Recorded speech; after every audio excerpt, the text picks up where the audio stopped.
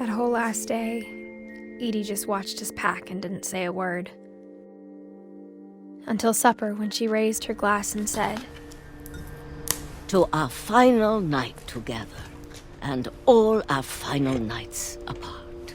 Grandma, you know what I said about alcohol.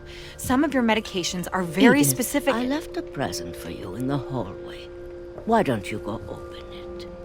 The grown-ups have to argue now. I'm sorry, you're right. We're all leaving tomorrow. Let's just enjoy our last... I'm not leaving. Edith, you're excused.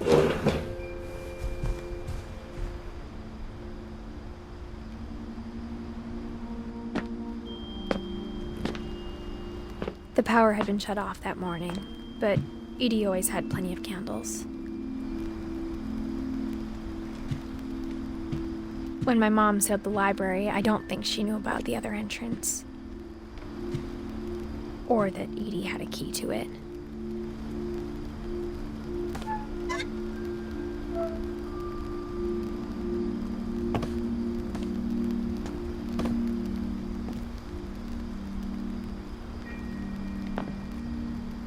That thing you're afraid of isn't going to end when you leave the house. Edith has a right to know these stories. My children are dead because of your stories. I think it's best if Edith and I leave tonight.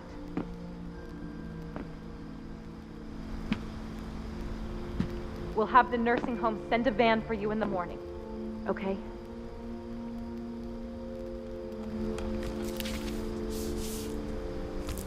Dear Edith, there's so many stories I wish I could tell you, but there's only time for one. This is about what happened on the night you were born. That night, the tide went way, way out.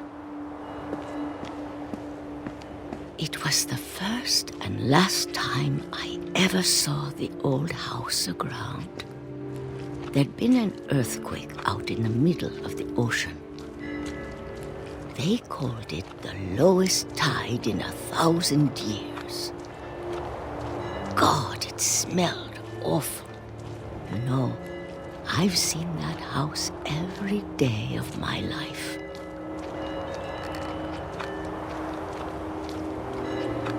But I never thought I'd go back to it. When the fog rolled in, I lost my way.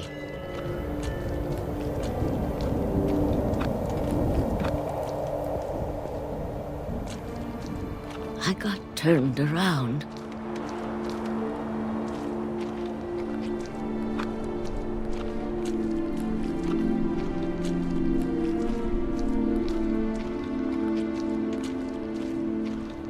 For a while, I wandered.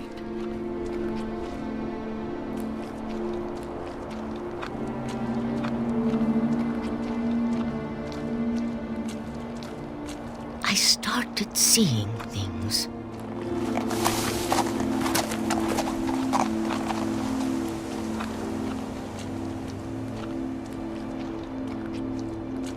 Things I'd forgotten had ever existed.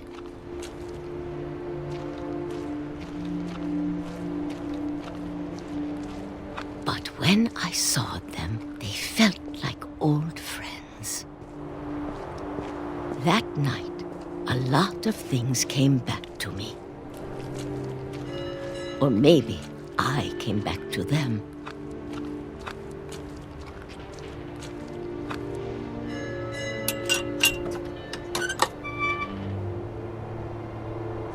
Things I can't explain, but that I need you to try and... Edith, what are you doing in here?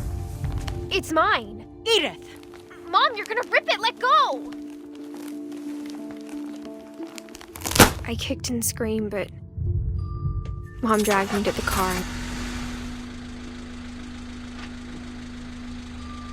I never saw Great-Grandma Edie again. The next morning, the van came to pick her up, but she was already gone. After that, we moved around a lot.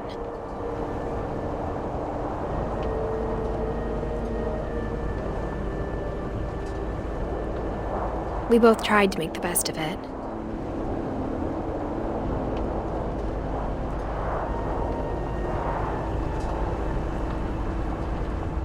A few years went by.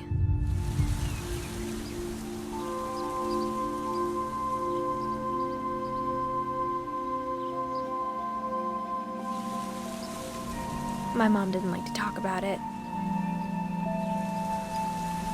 But she started getting sick a lot. The rest happened pretty quickly. She got better for a while, and then she didn't.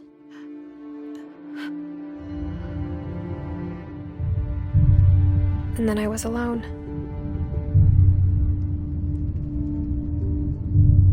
The last finch left alive.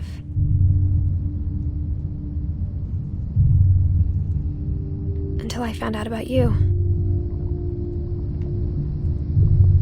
I'm still not sure what to tell you about all this. If we lived forever, maybe we'd have time to understand things. But as it is, I think the best we can do is try to open our eyes. And appreciate how strange and brief all of this is. This journal was supposed to be for you. But now I hope you'll never see it.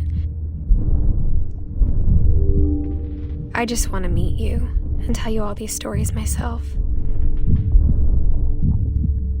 But I guess if you're reading this now, things didn't work out that way.